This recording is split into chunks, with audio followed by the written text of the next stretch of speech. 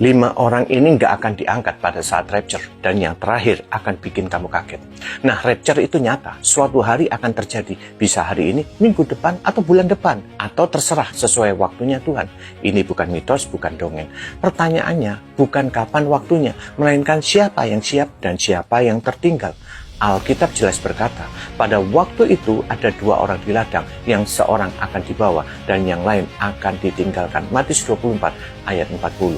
2 orang kelihatan sama, kerja sama, hidup di tempatnya sama, tapi nasibnya berbeda. Dan berikut ini 5 jenis orang yang gak akan ikut rapture. Pertama, orang yang sibuk dengan agama tapi gak mengenal Kristus. Kita sering ketemu orang seperti ini. Mereka rajin kebaktian, hafal ayat, aktif di organisasi Kristen, dari luar tampak rohani.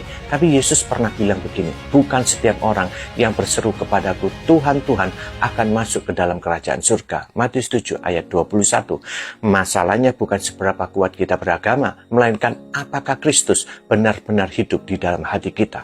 Agama tanpa Kristus itu kosong. Kedua, orang Kristen yang hidup dalam dosa, nggak mau bertobat. Ada orang yang ngaku percaya, tapi hidupnya terus terikat dosa. Paulus dengan keras menulis begini, jangan sesat orang cabul, penyembah berhala, orang berzina, banci, orang pemburit, pencuri, orang kikir, pemabuk, pemfitnah, dan penipu tidak akan mendapat bagian dalam kerajaan Allah. 1 Korintus 6 ayat 9 dan 10. Kalau hidupmu hari ini dikuasai dosa, jangan berpikir rapture akan mengangkat tubuhmu. Ketiga, orang yang ngaku mengasihi Tuhan tapi menutup mata pada sesama. Yesus berkata, kasih kepada Allah nggak bisa dipisahkan dari kasih kepada sesama. Ia menegaskan segala sesuatu yang kamu lakukan untuk salah seorang dari saudaraku yang paling hina ini, kamu telah melakukannya untuk aku. Matius 25 ayat 40. Kalau seseorang sibuk memuji Tuhan di gereja, mengangkat tangan dan lain sebagainya, tapi cuek pada penderitaan orang di sekitarnya, kasihnya itu palsu. Orang seperti ini akan kaget ketika Tuhan berkata, aku nggak pernah kenal kamu. Keempat, orang yang suka nunda pertobatan. Yesus kasih ilustrasi jelas lewat 10 gadis di Matius 25 ayat 1-13. 5 bijaksana, 5 bodoh, sama-sama menunggu mempelai, sama-sama bawa pelita. Bedanya apa? Ada yang siap, ada yang telat. Orang yang suka berkata, nanti saja bertobat, masih ada waktu. Mereka sedang bermain-main dengan pintu surga yang bisa tertutup kapan saja. Kelima, orang yang terlalu percaya diri, tapi nggak memeriksa iman. Nah, ini bagian yang paling bikin kaget.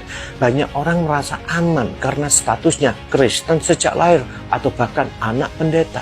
Paulus sendiri nggak sesantai itu. Ia bilang, aku melatih tubuhku dan menguasainya, supaya sesudah memberitakan Injil kepada orang lain, jangan aku sendiri ditolak. 1 Korintus 9 ayat 27.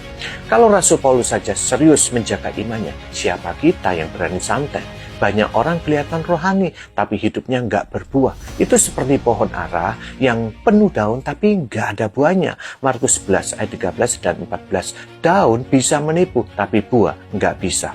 Rapture bukan teori, bukan mitos. Itu peristiwa nyata. Masalahnya, apakah hidupmu siap ketika masa itu datang? Kalau kamu menunda pertobatan, sibuk dengan agama tanpa Kristus, hidup dalam dosa, atau terlalu percaya diri tanpa memeriksa imanmu, kamu sedang dalam jalur yang salah.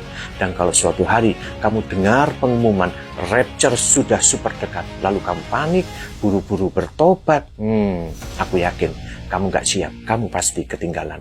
Maka siapkanlah dirimu. Amin.